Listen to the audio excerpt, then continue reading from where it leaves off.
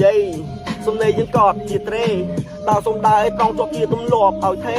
ទាំងមមបេដូជាថ្មក៏សាងប្រាសាទលើដីខ្មែរគ្មានថ្ងៃដែលអាចដួលរលំមកឈរលងមមជាគេដំណើរមិនអាចបងវាយអីក៏ដោយសុទ្ធតែពាក់ព័ន្ធរឿងដំណើរស្វែងរកដំណោះដោះស្រាយសបាយសបោសបាត់មហាសាលយាយឈ្មោះរឿងសាយពីក៏អូពីបញ្ចកវ៉ាក៏វែងក៏វត្តទាំងដៃអបដីទូបីកាមានមកដល់មកការសម័យព្រះព្រំសុំមុនឲ្យគុំមិនសងសុំសេចក្តីសុខគឺមានគេសែងចាប់ញួតអំបែងចុកទ្រុងខាងឆ្វេងខ្ញុំចុកប្រាប់តែសុំបេដូនឹងខ្ទោសំអ្នកសំគាល់នៅទឹកមុខគាត់ខ្មែរអង្គអាចមិនដែរនឹងខ្លាចទុកខ្មាំងរពណ៌មកពាំងមុខខ្ញុំពើងទ្រូងមុខមកមិនគំពីទៅដោយអាវុធមិនដែរពងវែងប្រវត្តិសាស្ត្រទោះជាខ្មែរសំខាន់បំផុតជាអ្នកដតីមិនអាចសម្លុតទីគុំសម្លក់ទីក្បាលកបฏបានត្រឹមសំឡឹងនៅប្រាំងប្រាសាទទុកថាអ្នកឯងសំណាងបំផុតខ្ញុំគឺជាព្រានជៀនជើងចូលប្រមាញ់នៅក្នុងព្រៃកាពីទឹកដីអាឆាដូចជាឲ្យមានលំនឹងជាប្រកក៏ដីខ្ញុំប្រើក្រដាស់ក៏ត្រាសំណេរដែលខ្ញុំសរសេរទៅផ្ទាល់ដៃដោយស្មារតីដល់ស្វាហាត់ទុកដាក់សតិយុវវ័យខ្ញុំមកគុណឯដឹងគុណឯក្រាបគោរពបាវចនាអរគុណមិនលុបដល់សែនទៅជាដល់ដោយរដ្ឋាភិបាលមិនដែររបេះពុតតែចំណេះដែលបានចេះពីការរៀនទុកអភិវឌ្ឍនិងកសាងបំពេញទៅដោយបញ្ញាញាណ